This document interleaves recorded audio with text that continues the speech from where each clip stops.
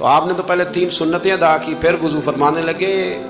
ٹھیک تم نے کہا ہے، پر تم پتہ نہیں نا تمہیں کہ یہ میرے رسول اللہ کی سنت کی برکت کتنی ہے۔ شریعت حکم دیتی ہے کہ پانی معتدل ہونا چاہیے